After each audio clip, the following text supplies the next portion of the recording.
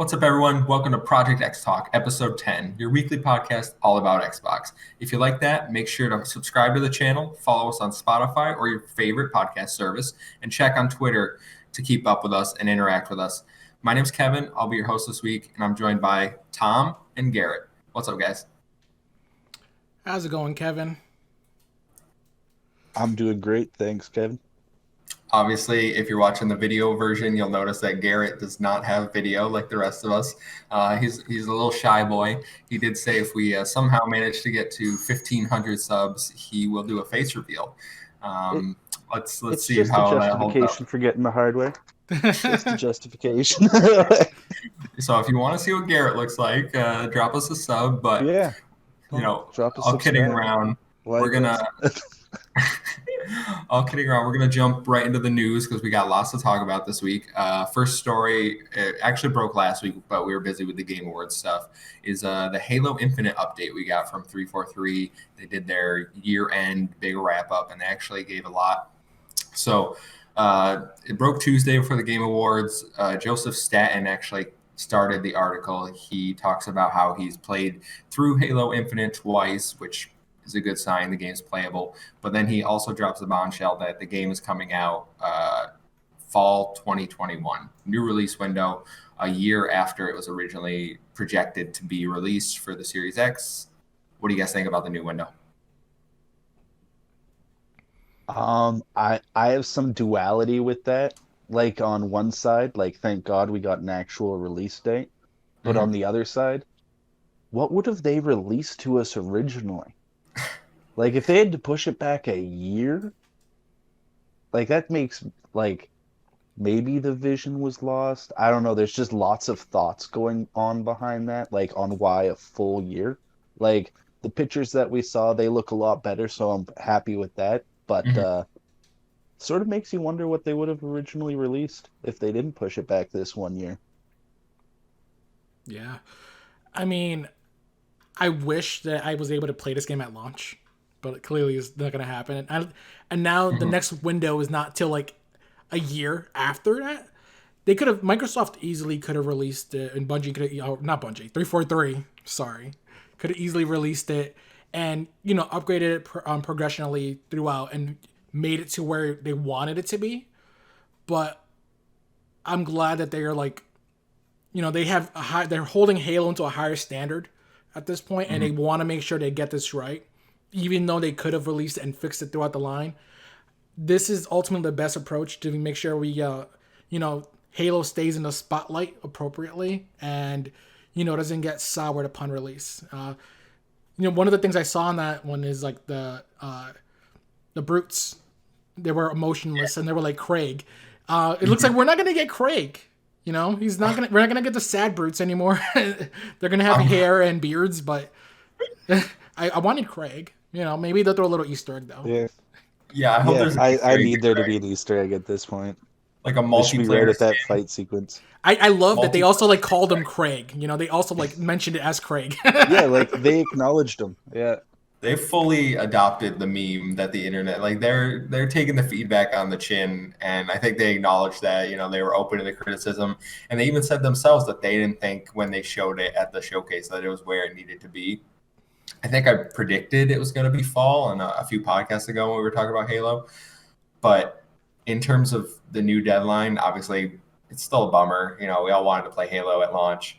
But the new screenshots and the new Spartans and the new multiplayer map, everything looks way better than it did in the showcase. I think this is only good news, if I'm honest, because now we're not going to have them upgrade it. Obviously, there's going to be patches. Every game has patches these days, but we're not going to see the level of upgrading that if it had originally launched that we would have. I know when it was originally going to launch, they were like ray tracing patch is going to come, post-launch in 2021. I imagine that ray tracing patch is going to be day one now. Like it's going to be in the game already. They have all this extra time to fix the lighting, fix the shading, fix the textures, fix everything that they needed to fix that wasn't going to be there that now will be there. And we're going to have a better game because of it. The people's main issue, what were the visuals during that showcase? It wasn't the gameplay. It was the way it looked. They expected a next-gen experience.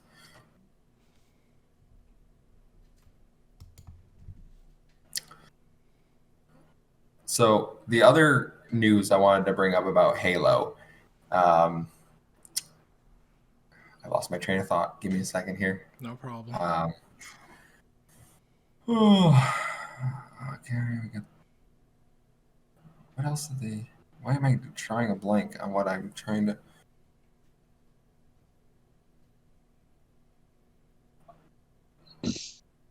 I can't remember. I just had a thought, and I literally cannot remember what I was thinking about. Okay, we're just gonna cut that. God, and I'm the group stoner. Jesus. All right, so Get your just shit cut it after my together. last thing, and then we'll pick up here. So we'll move on from Halo, unless you guys have some overall thoughts. I was happy with the update.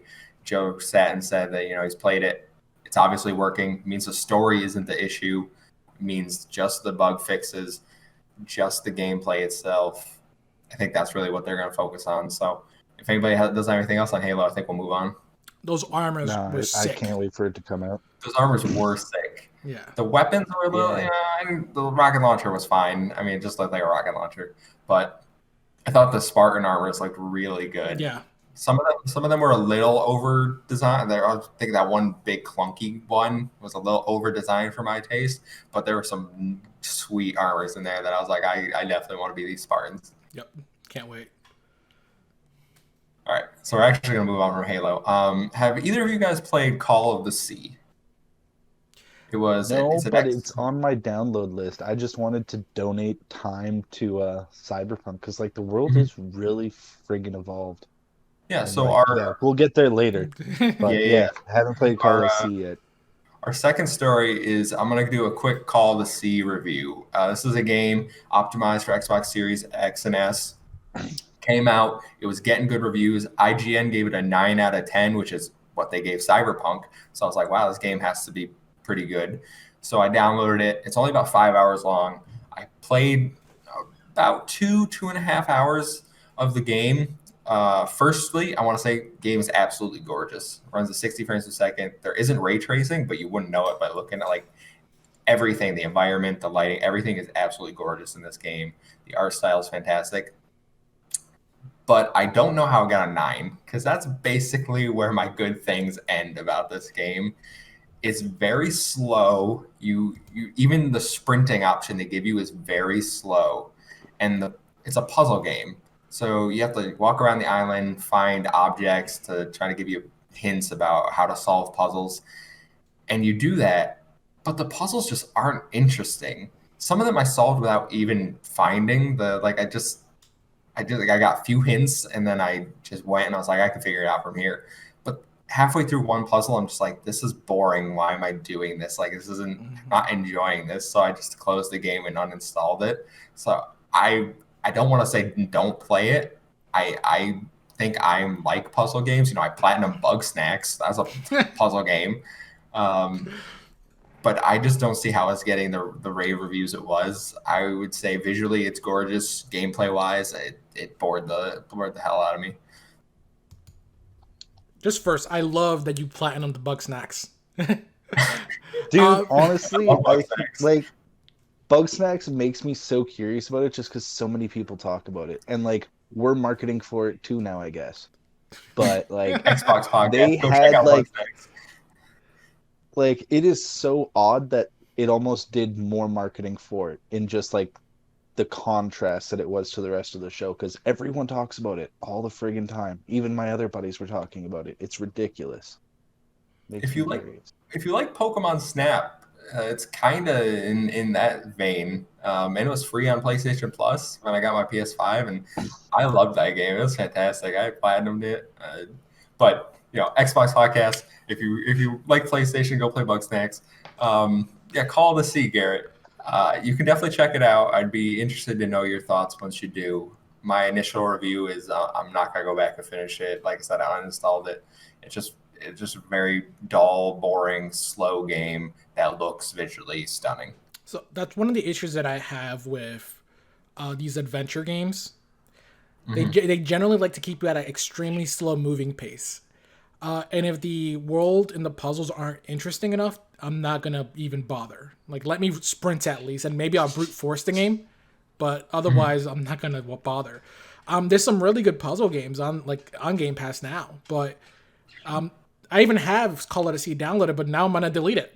Yeah, I had the same issue with Tell Me Why. I know that it's a little more, that's obviously a narrative game. It's less about puzzles, but you move so slow. And it's like, I really liked the story, but the movement just kills my enjoyment. Like, I want to get to the next thing. Like, I can do things so much faster than what you're letting me. Let me sprint. Mm-hmm. Let me sprint. Does that change your thoughts at all about the game, Garrett? Still downloading it. And what was that other one? God, it was like a colonial version of Fable. I just saw it announced on there. Colonial version of Fable.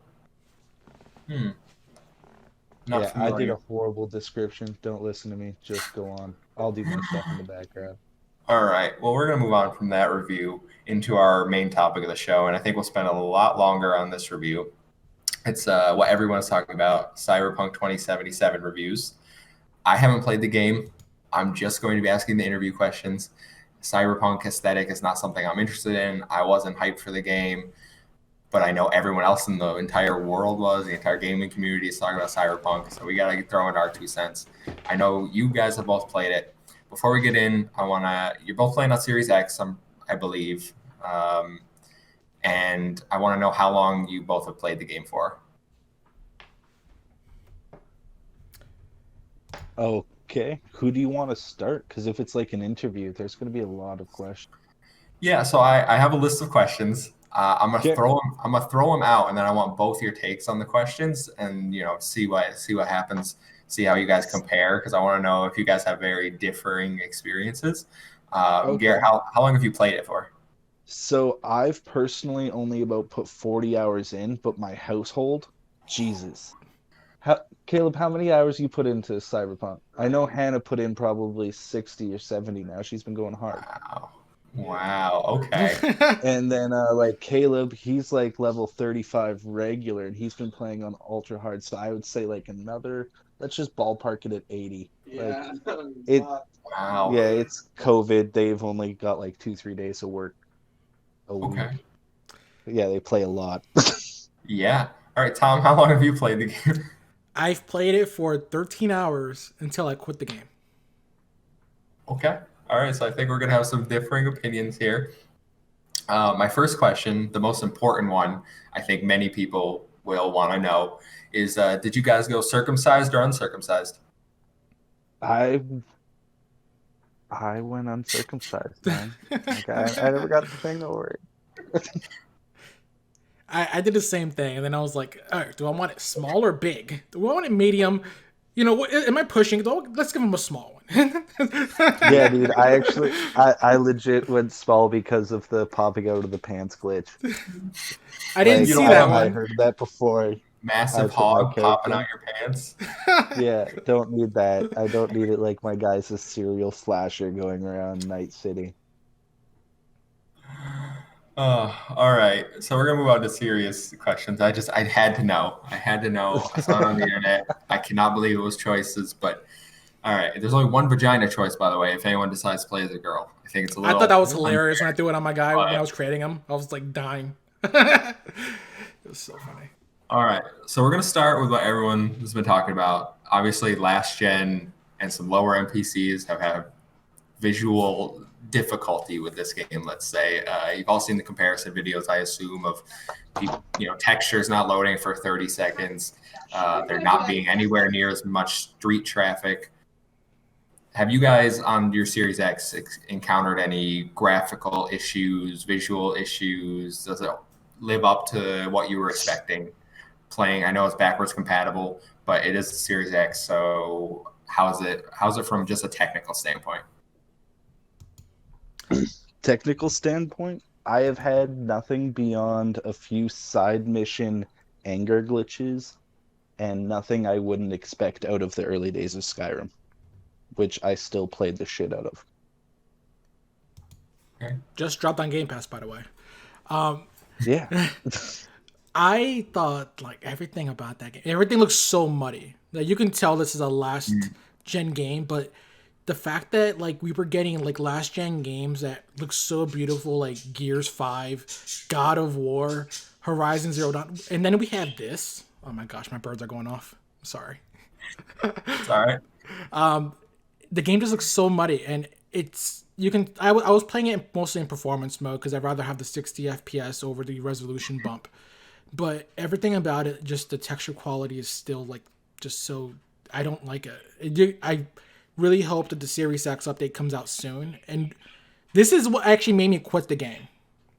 I quit the game because the cars in my distance, they were Yeah. just like disappearing. It was so immersion breaking. I guess the view distance for cars, it's like maybe like one block. And then, oh my gosh, they're going off. Give me a second.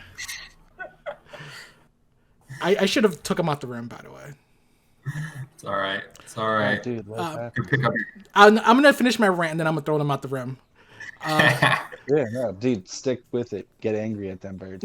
Tell me about them textures and the birds. The textures are just so bad. Like, and obviously in a Series X, I don't have the loading and issue that people were having, like with the character models. That's fine. But the fact that the cars, like only like within like 2 blocks, they're all like fake 2D cars, and they're all the same blue car, by the way. You see them drive in both directions, and it's just so immersion breaking because they disappear as I'm driving to them, and the ones that are driving supposed to be driving towards me are just gone completely. Even on GTA 5, that wasn't an issue, and that game's 2 generations old. I mean, I have no idea. I feel like it's just so underbaked. So while Tom takes care of his birds, we're on the technical aspect. Garrett, you said you had some glitches. I want to know what glitches you've had, what bugs you've had. If you got some funny stories, if you got some not funny stories. Okay, so I'll wind up to that. So like my bugs vary. I'll go from like the typical stuff, comedic, then the ones that are like slightly actually truly annoying. Mhm. But so I think everyone's been running into the early game. Jackie will sort of be a few paces off from where he is in the scene, from where he's supposed to be. Then Okay. when the scene ends and he walks away, he has to do whatever turn or whatever he's got to do. And there's some times where he'll fly through bookshelves, he'll fly through walls, and like just awe-inspiring things. It's like, man, you walk like God, ain't nothing holding you back. So I like, I just think that those are funny little things, and then you move on with the story. Mhm. But then like that progresses into places where like I've noticed if you're in an alleyway or just close to the road but not quite close enough and you summon your car, like I've had it like smash out of buildings but not smash, just sort of like glitch and blow up upon entry, and then I just see a burning car in a building, like Mhm. in a place that it shouldn't be. And those are just the ones that I find comedic. And then the one actual notable one is my first T-pose guy was awesome because like it is actually more immersive where he was placed, because he was just at like the corner of like I was just driving down the road and I was just looking out, slow crawling and enjoying the world, and then there was just this one guy T-posing, just like a Bible thumper on the streets of any big city. Wow. T-pose. It's like I got out of my vehicle and like he wasn't moving or anything, so like all right, whatever. Mhm. And then I hop back in my car, start driving away, and I pause and look back behind me because I wanted to see if he was still there. And he weeping angeled me. He was like right behind my car, and it actually made me jump a bit. It was hilarious. He weeping angel you was he spawned behind you? Well, you know from Doctor Who when they move, but only when they're not looking at you, or only when you're not No, looking at them. no, Yeah, I've never seen Doctor Who. yeah.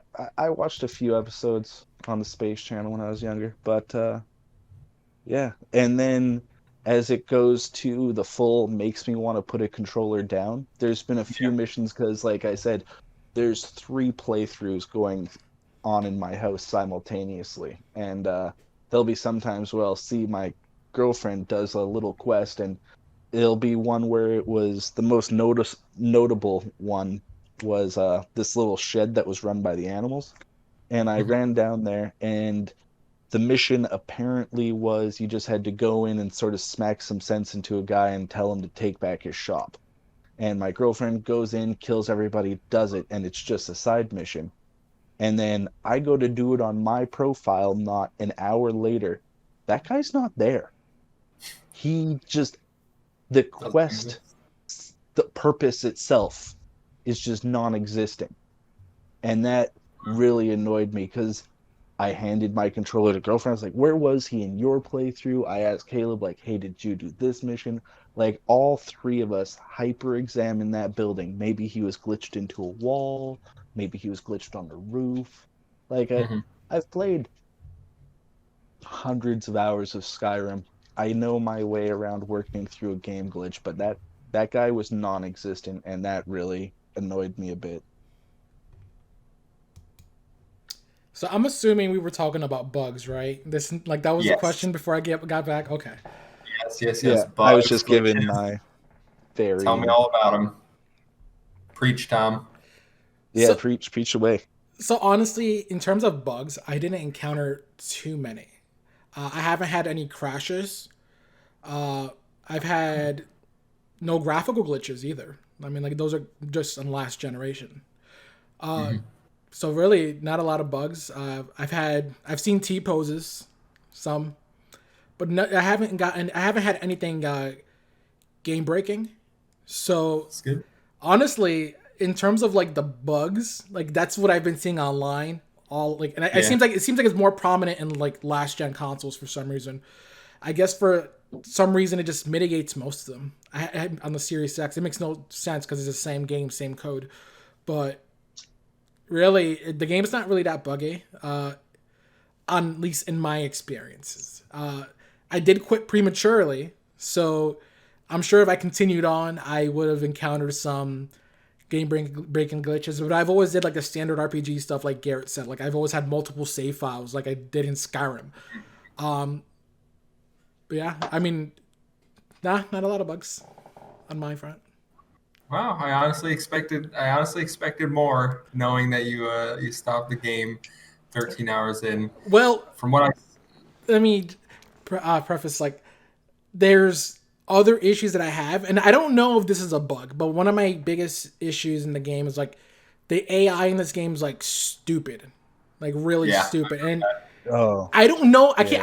I can't say like is this a bug or is this just like actually like they did not code these guys correctly, and that's what like really like broke me for like out of the game too. It's like it's so immersion breaking when I'm shooting. The cars are like not like no one's getting out of their vehicles. No one's like really running from me. Oh, there is a bug. Whenever I shoot near a crowd, they decide to run away, but you just see their cell phones that they had in their hand. They're just magically floating in the air now. Like they're just there. Like I guess that's what happens when in shootouts in 2077, you just leave your phone behind and let it fly. I guess it doesn't matter. But yeah, because it has an auto, like, take the camera thing. Because nowadays we just stand there, right? yeah. But The yeah, like phone's got to be busy, bro. Got to get them views. it's really the AI, and it's so unimmersion like breaking. It's like I'm getting into shootout. If I want to cheese it, like if I can fight the hardest boss possible, if he's killing me in like in 2 shots, if I get close enough to him, he might just like completely ignore me, and I can just like start punching the shit out of him and just beat him that way. It should not be that way, and I don't want to play that way. I do plan on coming back, obviously, like down the line when the Series X version comes along, but right now in the current state, it's just like the AI is it irks me so much I cannot play it. Yeah, I've heard and seen other examples of this AI. I saw some lady. Obviously, I haven't played the game. I don't know. So she was in a shootout with you. She had a shotgun, and then all of a sudden, she decides, "Hey, I'm done with this fight," and she walks over to the window and just starts staring at it aimlessly, like leaning over, shotgun in hand. No idea why. Like that was hilarious to me.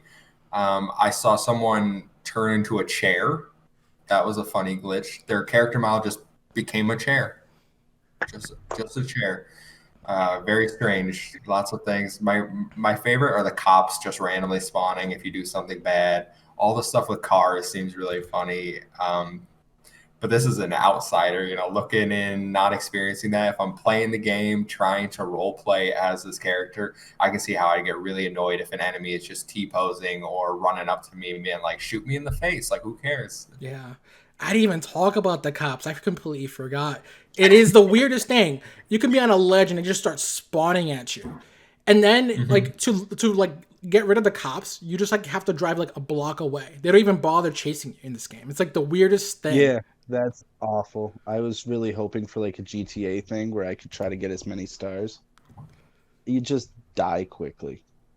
And or you just get around a block and then they can't find you.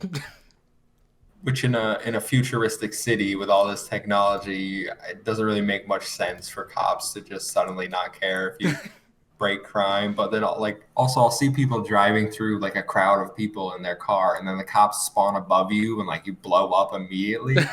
It just GTA has this system down. I don't understand why it can be possibly so hard for CD Projekt Red to put it in there.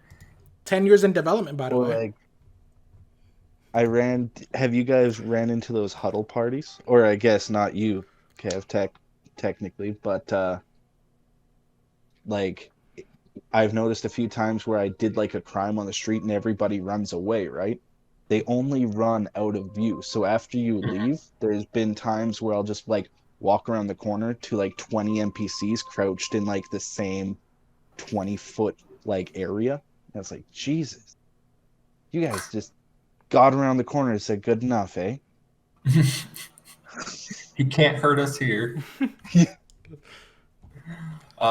So on that topic, obviously there's been a lot of feedback and blowback, negative response to CD Projekt Red about the game's current state, all the bugs, the performance on last gen, people feeling like they were lied to, which I mean, honestly, they were lied to. Reviewers only got PC codes. They were only allowed to show pre-rendered footage. They couldn't even use their own footage. So it seems like CD Projekt Red went out of their way to hide how this game performs, especially on last gen consoles. So on that topic, I put out the question to the community if there was something they wanted to address, and Lucas Agan from Land Parties podcast, a friend of the show, hopefully have him on here soon. He wanted to know if CD Projekt Red's response to the blowback so far has changed how you feel about the game. Does their half-ass apology that they put out this weekend change how you guys view this game? Does it change how you view them going forward as a developer? Um, they put themselves on watch for me, but it's sort of one of those things where like the shitty ending of Mass Effect 3, it's still one of my favorite games out there, right? And in Mm-hmm. that respect, like I really like what they were trying to do with the game, and I feel that they should have bit the bullet and they've been honest with us on everything else so far.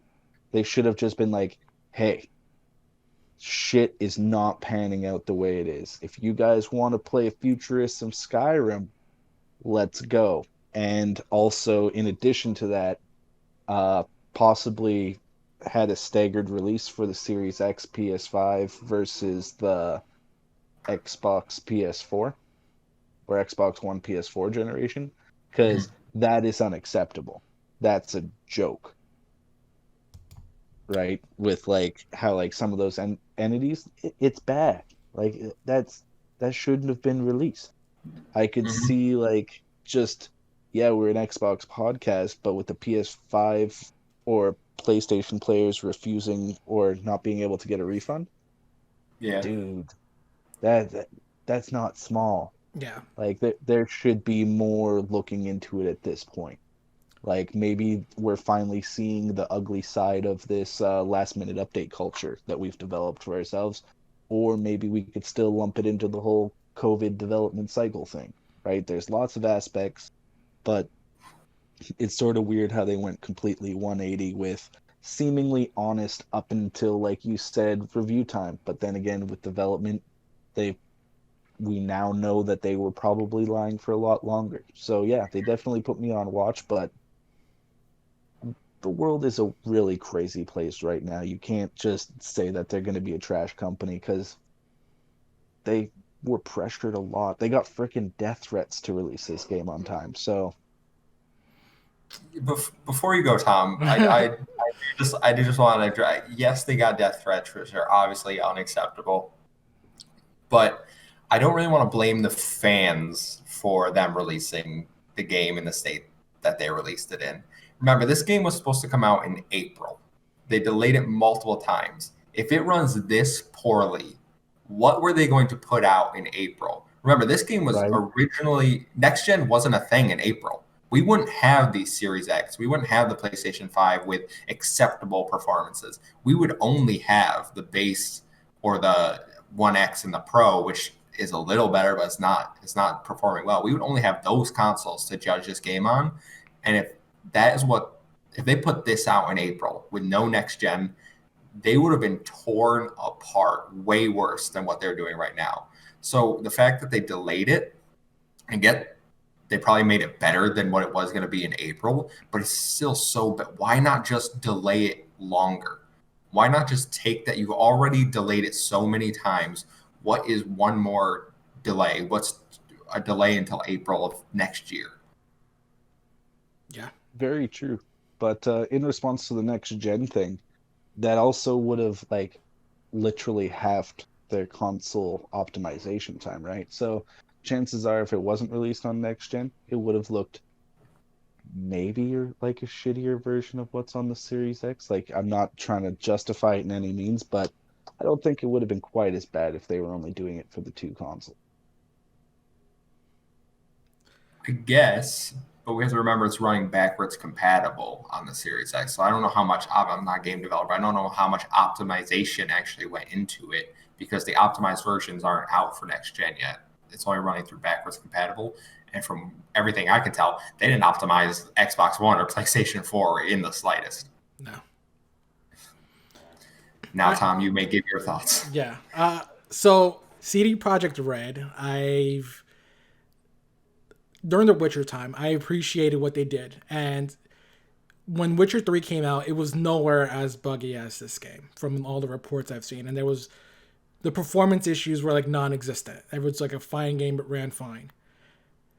This game here, it's really soured my opinion on CD Projekt Red a whole lot. They were first and foremost like a company where like we're never gonna do like force crunch on our employees. They did crunch. We're not like they were insisting they weren't gonna delay this game to us. They delayed the game, and then the whole thing with the review of them not showing, allowing the reviewers to show their own footage. That's like I knew at that moment when I saw those reviews a day before the game came out that there was something extremely wrong with this game, and they don't want me to see it. So that's horrible. And then I saw in their investor meeting that they had, I guess it was a report. It was a report I saw. They apparently didn't know that it didn't run well on last gen consoles. How the heck do you not know that it does not run well? It's that. So I saw that exact quote, and it's a blatant lie. When literally a few weeks ago, the head of CD Projekt Red was like, I believe this was a quote where he was actually like, "I'm surprised at how well it runs on last gen consoles." Yes, yes. How can you say that and then come out with this statement? You are blatantly lying to your customers. It's horrible. I don't understand what they're doing. Like we clearly know, like you guys have like beta testers, you guys have people like playing on these games while you guys are doing development. There's no way that it slipped under the radar. I was like, oh, you know what? We forgot to test the Xbox One version. We forgot to test the PS4 version. Stop lying to us. You guys were hiding this. You guys wanted the money. You didn't like the blowback. You guys sent a statement out saying that you can request refunds for PS4 and Xbox One directly, and those aren't even being granted all the time now. Yeah. It's just I don't know. Like I get they're trying to fix their image, but you could have like not broken your image by delaying the game on last gen consoles, even for like Series X and PS5 until those optimized versions came out, and just let the PC have theirs. Like I didn't need to play this Cyberpunk. I could have waited even longer. Yeah, that's my main thing. They could have delayed it. They would have had a better game, less blowback from the fans and critics. But I honestly think if they had just released codes for everything and let the reviews come out beforehand, that the feedback, people would have been disappointed. They would have been like angry, but not to this extent. I don't think they would have been as angry as we are seeing people. They would have been able to see beforehand before they bought anything. I think that's what people are upset about is they paid money for this product, and for a lot of people, it is garbage. It's not playable. Yeah. So I think they've hurt their image. I think their responses have been bad to the criticism they've gotten. Do I think that they're going to fix the game? Do I think that the optimized version for consoles for the next gen are going to be good? Yes. Yes to all those questions. They fixed, The Witcher 3 wasn't perfect. It's better now. I don't even enjoy The Witcher 3, but I can recognize that it's a fantastic game now. So I can, in a year, I don't think Cyberpunk 2077 will be as broken as it is now. It will be more of the game that they imagined, that everyone expected from them. But I don't think that they're going to have the fans back on their side the way they were. I don't think when they're like, we're going to make Witcher 4, I don't think we're going to get 8 years of hype. I don't think people are going to build it up as much because of this. They're not going to be able to trust this developer anymore. I agree fully. Does that change your thoughts at all, Garrett?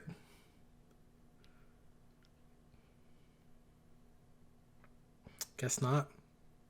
Oh no, sorry, I was muted. Like it does, like a little bit.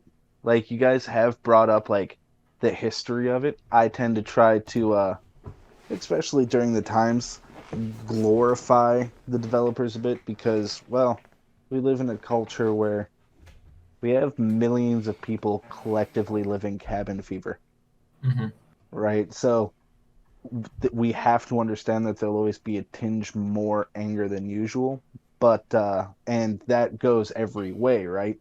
We can't expect that all the stuff that we've experienced during this whole thing isn't being experienced by the game developers, by everything, right? So there is going to be hiccups that they just didn't know how to calculate for. Yeah, and Right? We I never had this rule book, but when you guys add up the evidence like that, it is pretty like 80% inexcusable.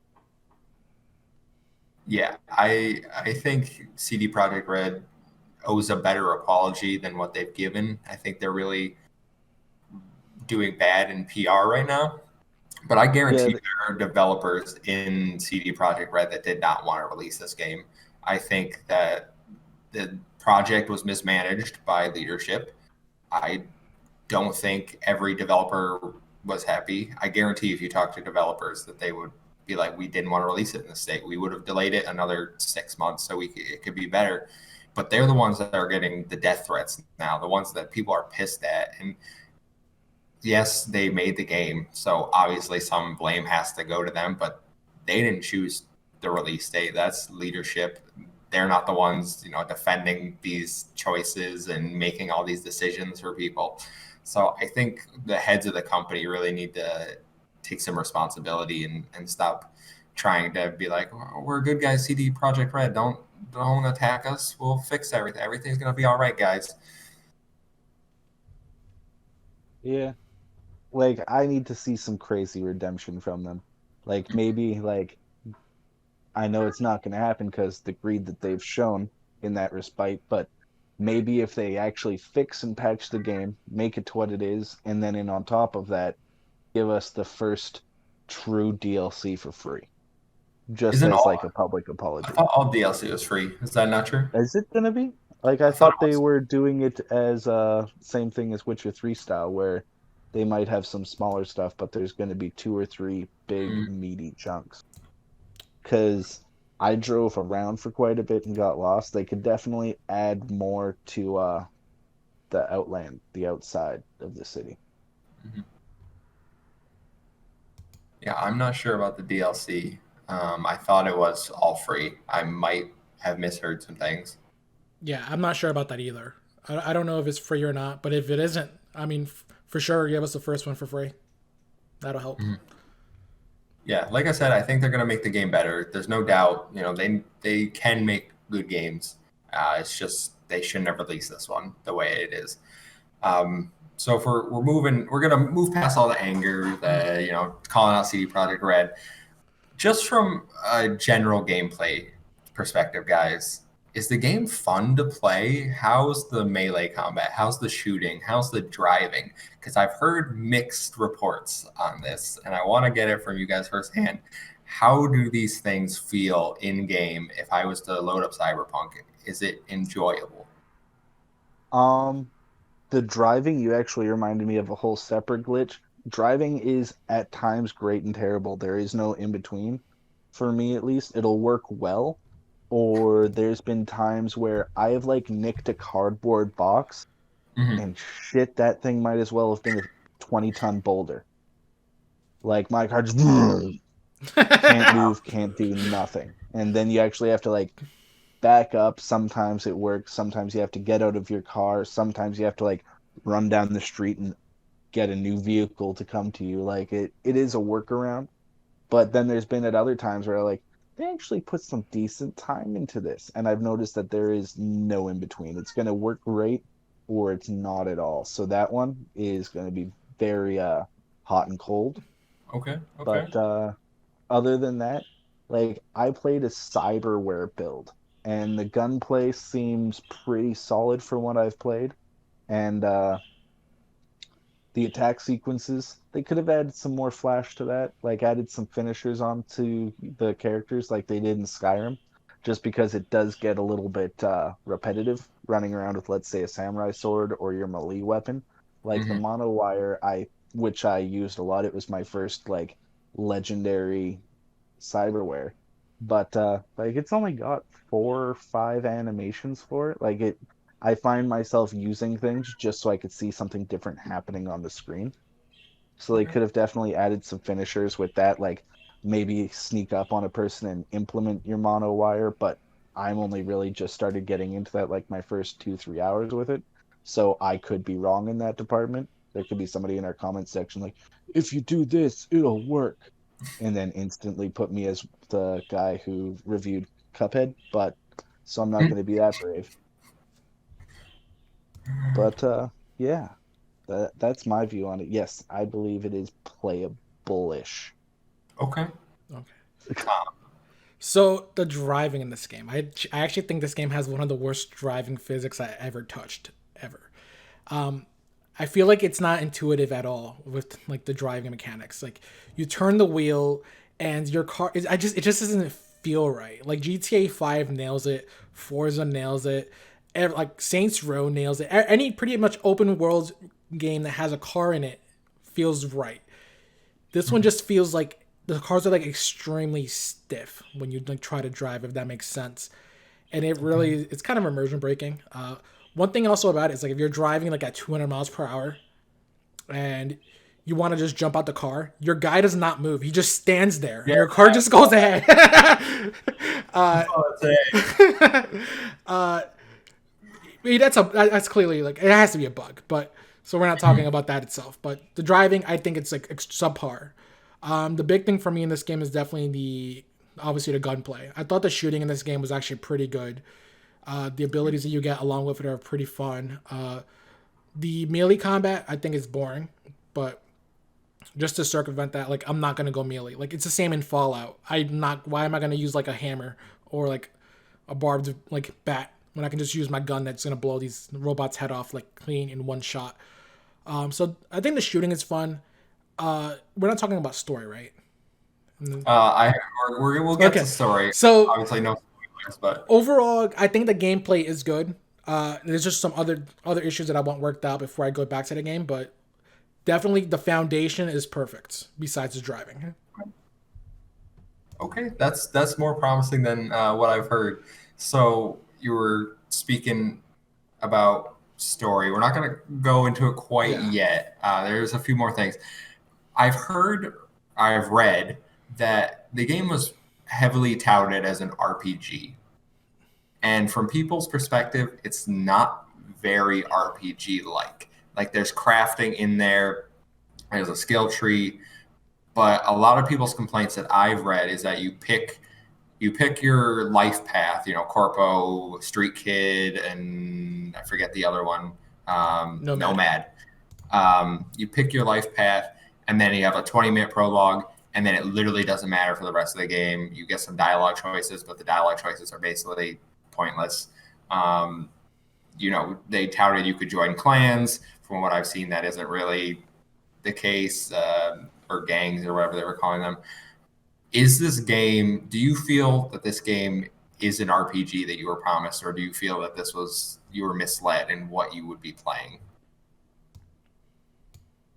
The only real comment I got on that is the whole intros to the game with the life paths. They could Mm-hmm. have put some more effort in. Like, I went down the Corpo one and watched the Street Punk one so far, Yeah. and that's not so much as a fresh new intro as it is just a interactive 5-10 minute scene. Haven't seen the Nomad one yet, and like I saw that that's more interactive on getting into the city. But other than that, it's you Corpo one. I don't want to be too analytical, but it's like a building involved with a scene where it's very curated. Mm-hmm. Like I thought there would be more chunkiness to it, but it is just a simple, very walk around prologue. So I think that overall, it's a good RPG. I like all Okay. the skill mechanics are fun, the crafting is fun. The I like the like, it's sort of like Borderlands is sort of with like the guns and the way that it shows like the DPS and you can increase them and get better at that. So I think it's good there. Um, Okay. the biggest issue I have like in terms of like more modern RPGs is decision. Like you said, the life paths don't really seem to make a difference at all. And Mm-hmm. it's like that throughout pretty much throughout the entire experience. I feel like my choices don't matter, and there's times in the game that I was playing, and it feels like both choices they give me does not matter because it's like saying no and no with like an explanation. Like I don't Yeah. like don't give me that. I don't even care about that no more. Like at that point, just talk for me and don't even give me like a false expectation of decision making if it does not mean anything. Yeah, it's like no, angry or no, Yeah. no with a narrative behind it. It's just all these options don't change what's going on. I mean, you guys are probably the most positive I've heard about the actual RPG elements in the game. Crafting and skill tree wise. I think, He brings up more stuff like the conversation stuff. Like I've already put hours into it, so I sort of adapted to the new coming. But now that he's talking about it, dialogue choices are complete hot garbage in it. yeah, and I think from a modern RPG where we were promised that the decisions would make a difference on the outcome of the game, the endings you got, it doesn't really. If it doesn't influence anything, how am I supposed to feel that I'm playing that character, that I caused this in the end? It's that Mass Effect 3 ending all over again, right? Like your choices became pointless. You got Yeah, to pick a button and nothing mattered. that is the best example.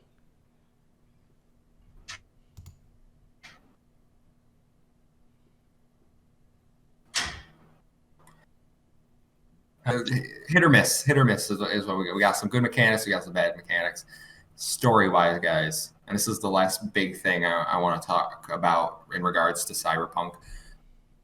Story wise, is it good? Do you like the main story? Are the side quests interesting? Are the characters interesting? How do you feel about the actual world that you're playing in? Hi, everyone. We had a technical issue there. Tom was just about to give us his thoughts about the story of Cyberpunk. I asked if he enjoyed the story, the side quests, and the only thing I think he said was he loves the world of Cyberpunk and Blade Runner. Yes, I love the world of Cyberpunk. I love Blade Runner. I love like Altered Carbon's universe and on the Netflix series is like that futuristic cyberpunk feel. Like that kind of universe I love. Like this game was like made for me just on that front alone and just in terms of the theme. And I think the story fits well around that world. Mm-hmm. Apart from the decision making like we just talked about, I think the story as it is, in terms of like as a narrative standpoint, is extremely good. The characters are great and like relatable. Uh, Even the side quests that you go through, like with like base central characters, it's really good and it does keep you engaged. Even though I did stop playing the game, I do want to go back just for the story, and I'm gonna wait until I get a better experience just to not sour that. But from what I've played so far, great game. I would give like the story like right now like an 8 out of 10. It's good. How do you feel about it, Garrett? Story wise, Yeah. I was hoping for more branching storyline, but for the linearness of it, I would give it about a solid 7. Like, I haven't been that far into it. Like, I've been doing a lot of just running around the city, seeing things that are going on, killing random people using my mono wire. But Hold up, hold up. You have 40 plus hours in this game and you yeah, haven't beat the main story? I went through like the first solid tutorial story section, and then I've done probably the first 12 main missions, but other than that I've been doing side gigs and working for the cops because it seems to be a pretty functioning and fun way to get money. Wow. Okay. And as we know, the There's story there's a is lot about in this 40 game. hours. Yep. Like, it's astounding, really. And like, That's just interesting. for perspective, girlfriend only actually beat the interlude, like to where your first tragic event happens, I'll put it that way. I think just the day before yesterday, and she's put probably the most hours in the house. Like, Wow. there's just a lot of side content. So you guys are really Tons. liking the side stories then? It's decent. Like, the some of the side gigs I find are fun. There's definitely some that you could tell that are vastly better written than others. Hmm. And like, that's also where I've been encountering some of the glitches that have actually been bugging me, where like a body wouldn't be there or a person to talk to physically won't be there, and that's very distracting. But in the counter to that, I would rather deal with my bugs there. So I've been trying to like just put it to the side more, like the main story, because I want them to go through a few patches and at least have that lockdown pat,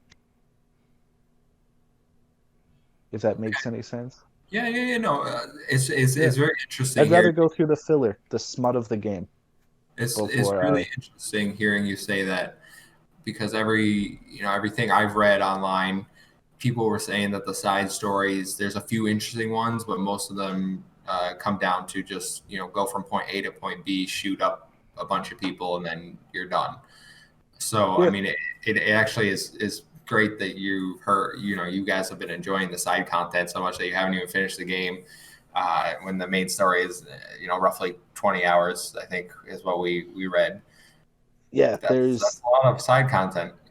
lots of filler, and like some quests, like it varies. Like you said, there's definitely go to point A, point B, but then there's also one side quest, just where you deal with one of your guys, the person that you're connecting with, or the fixer, sort of biffed up the operation, and the guy who organized it comes along with you. I don't want to release too much on the mission, Yeah, but you yeah. just sort of see them do like a gunpoint thing with a criminal that's locked up by the cops on the side of the road, and you don't really get a choice to what you want to do with it. But I just sort of went gun heavy once select people got gunned down. So there is some blips to that instead of the usual, like, I think, what did they say in a there's 8 different types of side missions, so you see some more variety than that. But nothing too imaginative, like nothing I would expect that's groundbreaking, but it's substantial, and I'd rather do my stuff there while Cool. the game still gets worked on. Yeah, I mean, certainly if they put out patches and then you go do the main story, you'll have a better, takeaway of that main content. I only have two questions left for you guys, and one is a little more serious, the other is a little more funny. So we'll start with the funny one. How's Keanu Reeves?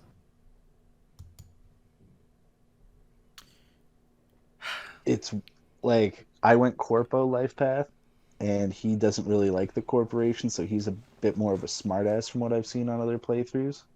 He does his role well, and he pops into the world way more than I would expect. Like there's been a couple like side missions where he pops up and starts talking to you on, so I think that's really cool.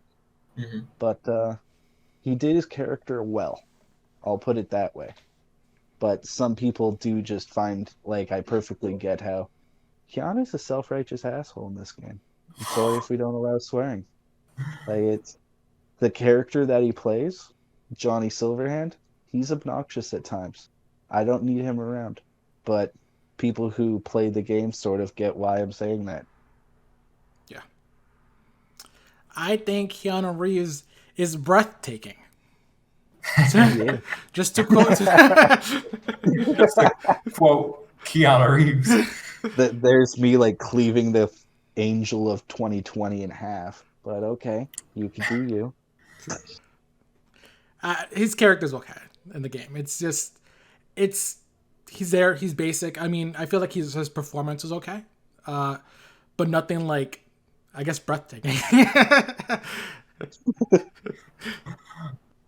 think we'll leave it at that. One last question, short one, yes or no. I'm going to ask you individually. Garrett, after all the hype, after playing it for 40 hours, is this your game of the year? No. God, no. No. If a game of the year is something that needs to be released in a finished state to me, and this is a game that they should have had more transparency with instead of their odd, shrewd behavior at the end of it. So definitely not. Tom, game of the year? Not even close. I think that one was pretty predictable. So I think we'll wrap it up there. It sounds like Cyberpunk on the Series X specifically is playable, is good at parts, bad at other parts, has a few things to work out, but it's nowhere near the train wreck that we're seeing on last gen consoles. I think that's a good way to sum it up. So we're gonna sign off now. I've been Kevin the Muffin Man on Twitter. You can find Garrett where? You can still just find me on Wayworn G on Twitter. And on the fly side note, I downloaded Call of Sea while we were actually in this interview, and they were right. World's very pretty. There's a horrible sprint function, and it's very boring. But don't get me wrong, I'm only about 20 minutes in now, and I also downloaded Greedfall. That was the game that I was talking about before. All right, Tom, where can they find you? You guys can find me at Chronicle Tom on Twitter. Remember, guys, like the podcast, share it, subscribe, follow us on Twitter, the channel, and us individually if you want to just chat with us. Thank you, and we'll see you next week. Bye, everyone. Bye.